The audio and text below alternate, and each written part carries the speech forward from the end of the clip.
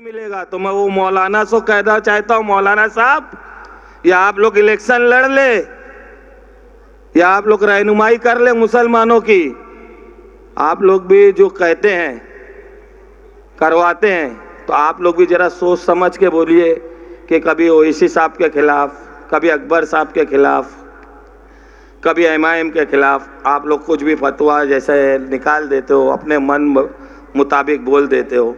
आप लोग परसों 2 दिन पहले उनका फ़ोन आता है, बोलते हैं अरे भाई अपने को यूबीटी का साथ देना पड़ेगा, मसाल को जिताना पड़ेगा। मौला भाई ये तो बात तुम्हारी थी कि भाई उनको वोट नहीं देना है, ये लोग गुस्ताखे रसूल है, हम मर जाएंगे कट जाएंगे, लेकिन इनको तो वोट मैं नहीं दूंगा। पापा भाई तुम भी नहीं देना। मैं बोला इंशाल्लाह मैं भी नहीं दूंगा ये गुस्ताखे रसूल लोग को।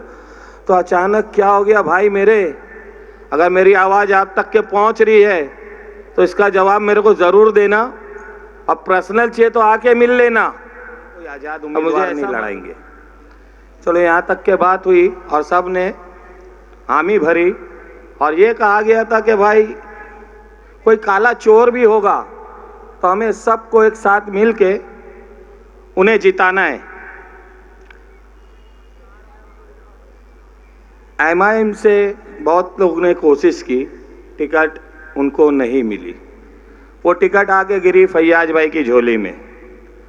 अब यहाँ से रुख चेंज हुआ, रुख ऐसा चेंज हुआ कि उनके चेहरे से हंसी उड़ गई कि अचानक फैयाज भाई कहाँ से आ गए, ये तो आज़ाद लड़ने वाले थे। इसे कहते हैं दोगली पॉलिसी, इसे कहते हैं कौम को धोखा देना। जो कौम को धोखा दिया गया है, जो मुसलमान बैठ के मस्जिदों में बड़ी बड़ी बातें किए, आज वो है कहाँ। वो कहते हैं कि भाई हम जीतेंगे कैसे। अरे भाई वोट दोगे तो जीतोगे ना, क्योंकि तुम्हारी नीयत ही खराब है कि ये शख्स से तुमको कुछ तकलीफ है। अरे तकलीफ है तो आके बात करो, ये एक मोहल्ला एक घर है, क्यों दूसरों को हंसने का मौका दे रहे हो आप लोग। अगर आप लोग अपने भाई को जिताना चाहते हैं, मैं वापस रिक्वेस्ट करूंगा उन लोगों से जो मुसलमान को गुमराह कर रहे हैं, मैं उन लोगों से वापस ये कहूँगा कि भाई अगर आप लोग को ऐसा फैसला करना है, दोगला फैसला करना है, तो आज के बाद आप लोग मस्जिद और मदरसे में ना बैठे और ये सब चीज़ को चेंज करें। अगर आप अल्लाह के रसूल को मानते हो तो ये सब चीज़ चेंज करो भाई, किसी को धोखा मत दो, ये आप लोग धोखा दे रहे हो। और मैं कुछ वर्ड और बोलूँगा कि मुझे एक ऐसा शख्स मिला, हमारी कुछ बात हुई तो उन्होंने कहा कि भाई पापा भाई अपन एक काम करते हैं, हम लोग ये दोनों को वोट नहीं देंगे। मतलब क्यों भाई, अब ये 2 महीने से तो एक को तो जिताना पड़ेगा ना, एक तरफ बीजेपी है और एक तरफ हमारी अच्छी प्यारी सेना है जिसको हमने इससे पहले जिताए है। तो बोले नहीं भाई ये लोग दोनों गुस्ताखे रसूल है। बोला अरे भाई ऐसा क्यों बोल रहे। बोले एक ने मस्जिद तोड़ा है और एक अपने हुजूर पाक सल्लल्लाहु अलैहि वसल्लम के खिलाफ बोला है। बोला हाँ ये बात भी सही है भाई। परसों 2 दिन पहले उनका फ़ोन आता है, बोलते हैं अरे भाई अपने को यूबीटी का साथ देना पड़ेगा, मसाल को जिताना पड़ेगा। मौला भाई ये तो बात तुम्हारी थी कि भाई उनको वोट नहीं देना है, ये लोग गुस्ताखे रसूल है, हम मर जाएंगे कट जाएंगे, लेकिन इनको तो वोट मैं नहीं दूंगा। पापा भाई तुम भी नहीं देना। मैं बोला इंशाल्लाह मैं भी नहीं दूंगा ये गुस्ताखे रसूल लोग को। तो अचानक क्या हो गया भाई मेरे, अगर मेरी आवाज़ आप तक के पहुंच रही है तो इसका जवाब मेरे को ज़रूर देना। अब पर्सनल चाहिए तो आके मिल लेना। अब मुझे ऐसा मालूम पड़ा कि उनके वालिद साहब को एमएलसी मिल रही है, शायद उसकी वजह से उनका ईमान डोल गया, उनकी नीयत फिर गई। और जहाँ तक के अभी ये हमारी जो बात चल रही थी कि कुछ उलमा लोग ने बयान किए कि भाई आरक्षण मुसलमान को 10% का दिया जाएगा, वो बात तो कहीं मुझे लग नहीं रही है कि दिया जाएगा।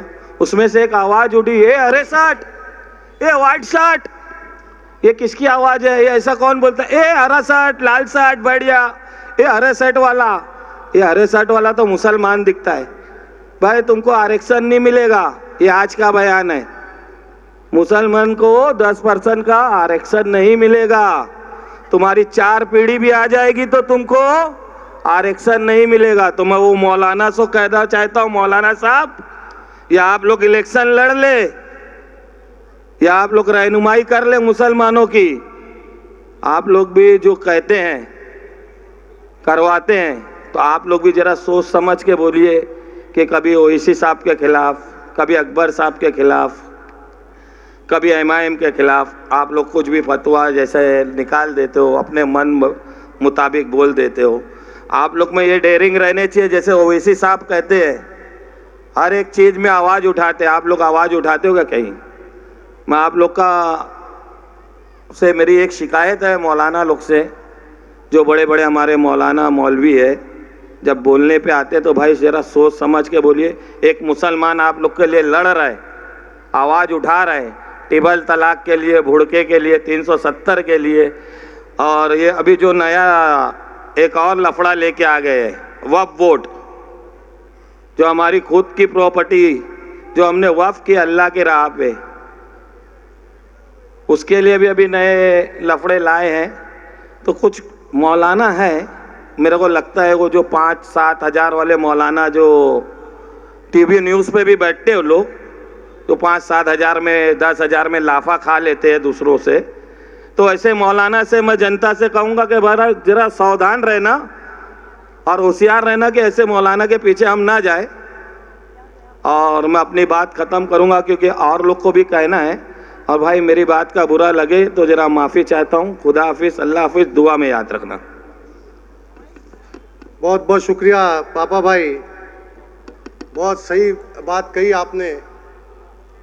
आज के हालात पर मैं इतना ही कहूँगा कि जो वोट देने की बात है तो कम से कम ये बहुत ध्यान रखने की बात है, जैसे पापा भाई बताया कि आरक्षण के ताल्लुक से किस तरीके से गुमराही हो रही है और हमारे लोग हमारे बीच से ये बात कर रहे हैं। तो एक बात याद रखना, कभी हाल ही में राज ठाकरे साहब ने कहा था कि अगर हम जीत के आए तो मस्जिदों से लाउड स्पीकर उतार देंगे।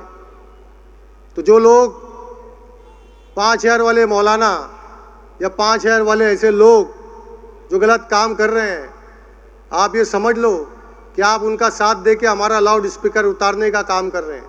बड़े ही शर्म की बात है। ऐसे लोगों को